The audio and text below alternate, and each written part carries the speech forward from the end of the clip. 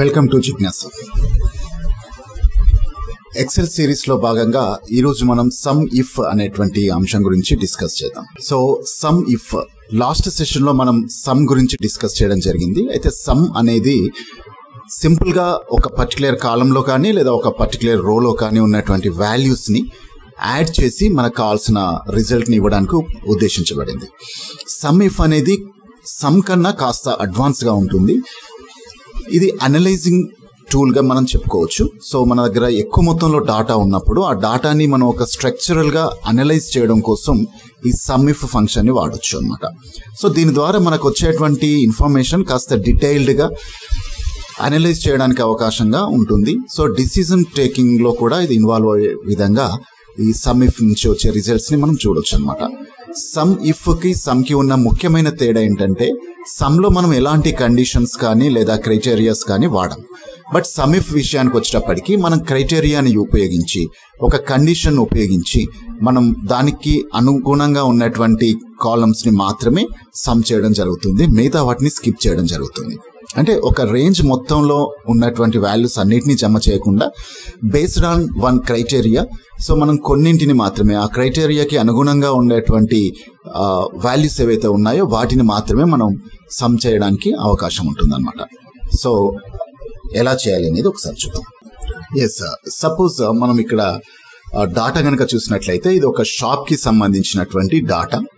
So ఇందులో మనకి serial number, month name, అలాగే date, sales person name, item sold, quantity of items sold and price, amount. So ఈ data అంతా మనకి ఇవ్వడం జరిగింది. సో ఈ డాటాలో 45 ఎంట్రీస్ ఉన్నాయన్నమాట. So this is one of the data set గా మనం చెప్పుకోవచ్చు. సో ఇప్పుడు ఈ డాటా సెట్ లో నుంచి ఇదంతా కూడా రా ఫ్యాక్ట్స్, అంటే వాస్తవంగా ట్రాన్సాక్షన్ జరిగినప్పుడు రికార్డ్ చేసినటువంటి ఒక లాగ్ బుక్ లాంటిది అనమాట. సో ఇది ఒరిజినల్ ఎంట్రీస్ ని కలిగి ఉంది. ఇప్పుడు దీన్ని మనం అనలైజింగ్ చేసి ఇప్పుడు ఇక్కడ చాలా మంది సేల్స్ పర్సన్స్ ఉన్నారు. టోటల్ అమౌంట్ కూడా మనకు రావడం జరిగింది.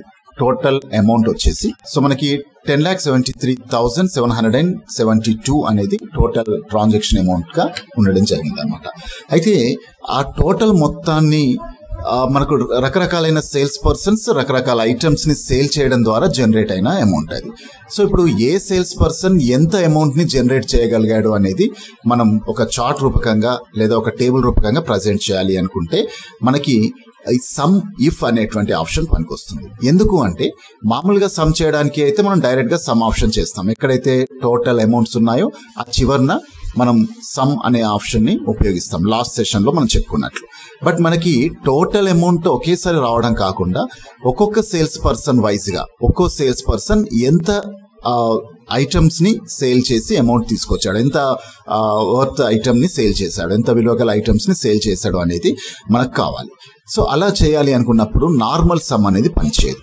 సో ఈ సమ్ లో ఒక particular sales person different places లో సేల్ చేయొచ్చు. చూడండి, ఇక్కడ ఫస్ట్ పర్సన్ ఇక్కడిక్కడే 2 times చేశారు. So different third time. So like that number of times చేయొచ్చు, సేల్స్ చేయొచ్చు.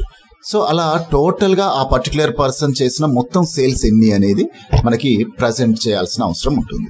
సో ఇలాంటి సిచ్యువేషన్స్ లో మనం ఒక కండిషన్ ని బేస్ చేసుకొని ఒక క్రైటీరియాని బేస్ చేసుకొని మనం సమ్ చేయాల్సి ఉంటుంది అనమాట. దీనికోసం మనం ఉపయోగించే ఫార్ములా వచ్చేసి సమ్ ఇఫ్. అంటే not only for sales register, నేను సేల్స్ రిజిస్టర్ అనేది ఒక ఎగ్జాంపుల్ గా పెట్టాను. So it may be used for anything అనమాట. ఒక స్కూల్ విషయానికి వచ్చినప్పుడు లేదా ట్యూటోరియల్స్ విషయానికి వచ్చినప్పుడు ఒక స్టూడెంట్ ఫీజెస్ ఎంత ఇచ్చారు అనే విషయాన్ని క్యాలిక్యులేట్ చేయడానికి కూడా మనం రాయొచ్చు. సో స్టూడెంట్ అండ్ వాళ్ళు పేమెంట్ చేసినటువంటి ఫీజెస్ డిఫరెంట్ టైమ్స్ లో పేమెంట్ చేస్తారు. సో కాబట్టి ఒక్కో స్టూడెంట్ 4 times, 3 times, 5 times ఇలా రకరకాలుగా పేమెంట్స్ చేయొచ్చు. సో ఓవరాల్ గా స్టూడెంట్ చేసిన టోటల్ పేమెంట్స్ ఎన్ని అనేది మనకు ఒక ప్లేస్ లో కావాలి అనుకున్నా మనకి సమ్ ఇఫ్ ఆప్షన్ అనేది ఉపయోగానికి వస్తుంది. అలాగే ట్యూషన్స్ లో ట్యూటోరియల్స్ కండక్ట్ చేసినప్పుడు ట్యూటోరియల్ మేనేజ్మెంట్ ఎవరైతే ఉన్నారో వాళ్ళు కూడా ఆ ట్యూటోరియల్ స్టూడెంట్స్ ఎవరైతే ఉన్నారో వాళ్ళు ఎంత అమౌంట్స్ పేమెంట్ చేశారో తెలుసుకోవాలి అనుకున్నా సో ఈ ఆప్షన్ వాడొచ్చు. సో లైక్ దట్ మనకి ఏ సిచ్యువేషన్స్ లో అయినా ఒక పర్టిక్యులర్ పర్సన్ లేదా ఒక పర్టిక్యులర్ ఇండెక్స్ ని బేస్ చేసుకొని ఒక క్రైటీరియాని తీసుకొని ఆ క్రైటీరియా లేదా ఒక స్పెసిఫిక్ ఆబ్జెక్ట్ ఎంత ట్రాన్సాక్షన్ చేశారు అనేది మనం తెలుసుకోవాలి అనుకున్నప్పుడు ఈ సమ్ ఇఫ్ ని వాడతాం అనమాట. కండిషనల్ సమ్, సింపుల్ గా చెప్పాలి అంటే ఇఫ్ అనేది కండిషన్ కి వాడతాం కదా, అలాగే సమ్ ఇఫ్ అనేది ఒక కండిషనల్ సమ్ అనమాట. ఒక కండిషన్ బేస్ చేసుకొని సమ్ చేయాలి అనుకున్న ప్రతిసారి మనం సమ్ ఇఫ్ ని వాడడానికి అవకాశం ఉంది. సో చూద్దాం ఇది ఎలా చేయాలి అనేది. సో సమ్ ఇఫ్ చేయాలి అంటే మనకు ఒక క్రైటీరియా అనేది కంపల్సరీ కావాలి. Without criteria we can't execute అనమాట.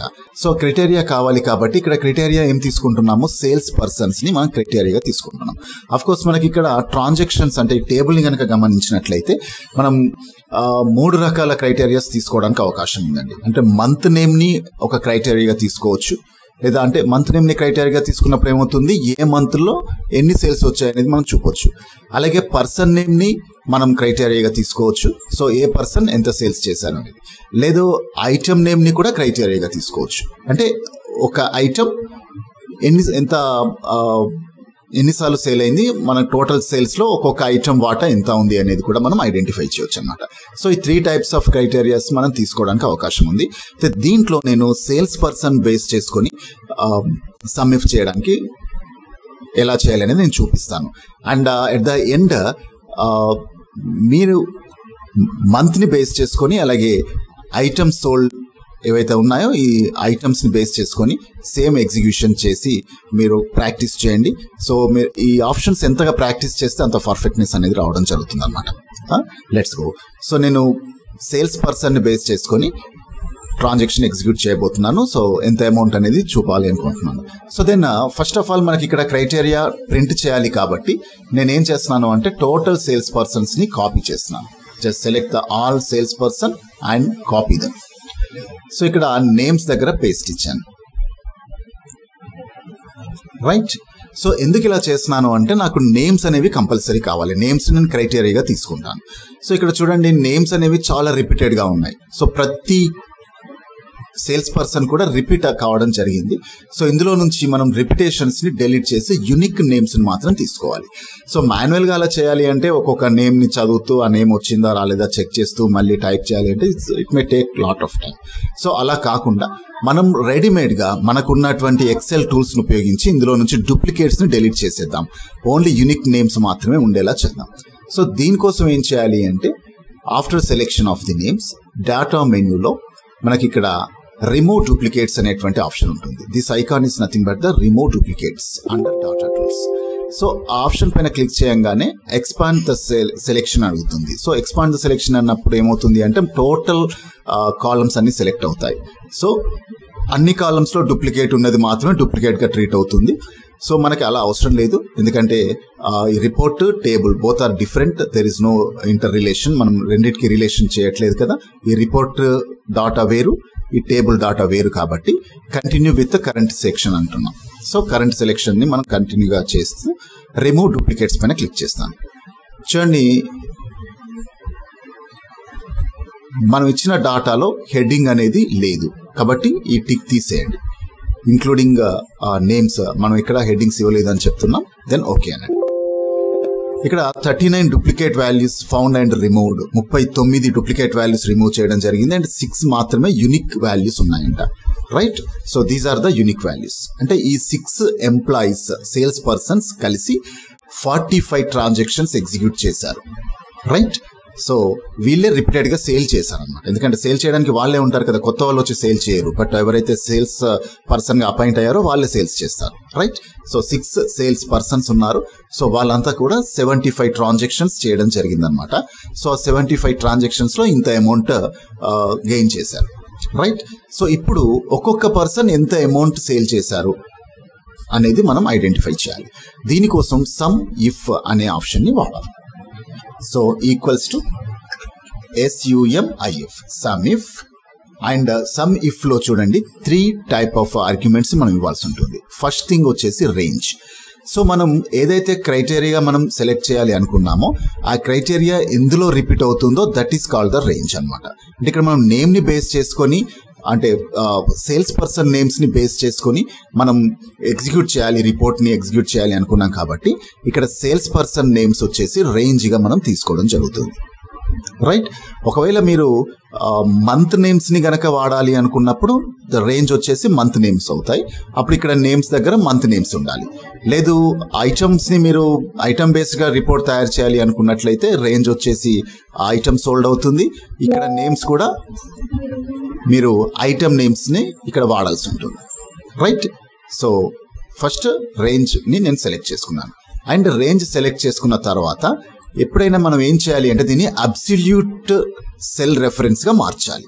సో ఎందుకు అబ్సల్యూట్ సెల్ రెఫరెన్స్కి నార్మల్ సెల్ రెఫరెన్స్కి డిఫరెన్స్ ఏంటంటే, నార్మల్ సెల్ రెఫరెన్స్ ఎప్పుడైతే మీరు కిందికి డ్రాగ్ చేస్తారో ఈ రోస్ అనేవి అప్డేట్ అయిపోతాయి.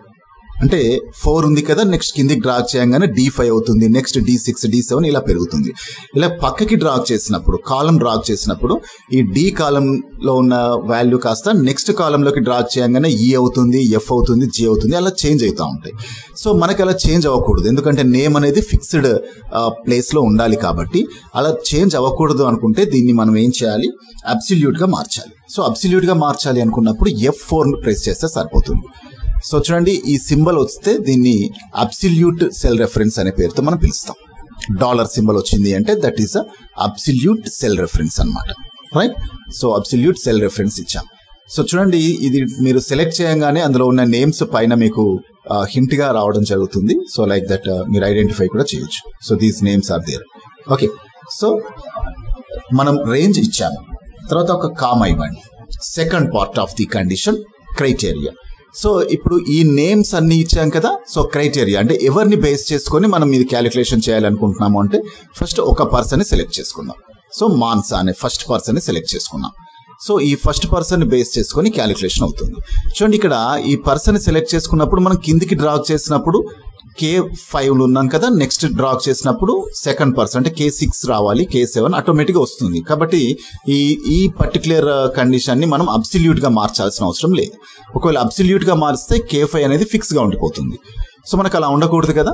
సో నెక్స్ట్ మనం కిందికి డ్రాగ్ చేసినప్పుడు ఈ సేల్స్ పర్సన్ తర్వాత నెక్స్ట్ సేల్స్ పర్సన్కి క్యాలిక్యులేషన్ కావాలి, ఆ తర్వాత సేల్స్ పర్సన్కి క్యాలిక్యులేషన్ కావాలి. అంటే ఇక్కడ అప్డేషన్ ఈజ్ రిక్వైర్డ్. కాబట్టి దీన్ని అబ్సల్యూట్గా మార్చొద్దు, లాక్ చేయొద్దు. అబ్సల్యూట్గా మార్చున్నాము అంటే we are locking the cell names అన్నమాట. ఇక్కడ మనం లాక్ చేయాల్సిన అవసరం లేదు, just leave it. Okay. And finally we have to specify the sum range. Sum range అంటే ఎక్కడ ఉన్న వాల్యూస్ని మనం సమ్లో వాడాలి. ఇక్కడ ప్రైస్ వాల్యూస్ ఉన్నాయి, క్వాంటిటీ సోల్డ్లో వాల్యూస్ ఉన్నాయి, అలాగే అమౌంట్లో వాల్యూస్ ఉన్నాయి. బట్ మనకు కావాల్సిన సమ్ రేంజ్ ఎక్కడ, అమౌంట్లో. కాబట్టి అమౌంట్ని సమ్ రేంజ్గా తీసుకోవడం జరుగుతుంది.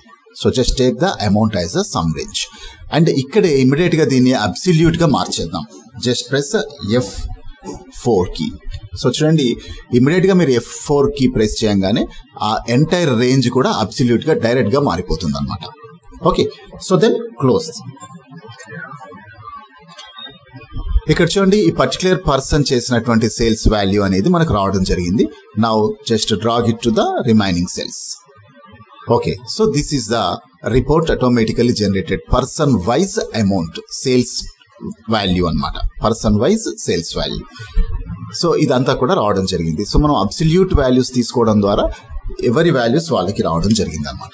ఓకే. సో దెన్ ఫైనల్గా మీరు టోటల్ చేయాలి అనుకుంటే you can find that alt and equals to, that is a shortcut key. చూడండి, టోటల్స్ మ్యాచ్ అయ్యాయా. 10,73,772. ఓకే. 10,073,772. సో అమౌంట్స్ మ్యాచ్ అయ్యాయి. So these are the individual person wise sales report అనమాట. So like that we can easily identify the data. Okay, this is about the sum if condition. And I'm giving మీకు ఒక చిన్న homework ఇచ్చేది ఏంటంటే same type of report month వైజ్గా చేయాలి. అంటే ఇక్కడ instead of the sales person names month నేమ్స్ని వాడేసి month wise amount sales value ఎంత ఉంది అనేది ఒకటి. ఇంకో రిపోర్ట్ వచ్చేసి ఐటమ్ వైజ్ సేల్స్ వాల్యూ ఎంత ఉంది అనేది ఒకటి. ఈ రెండు కూడా మీరు ఓన్గా ప్రాక్టీస్ చేయండి. If you face any problem just right comment. ఈ వీడియో కింద కామెంట్లో మీరు నాతో కమ్యూనికేట్ చేయొచ్చు.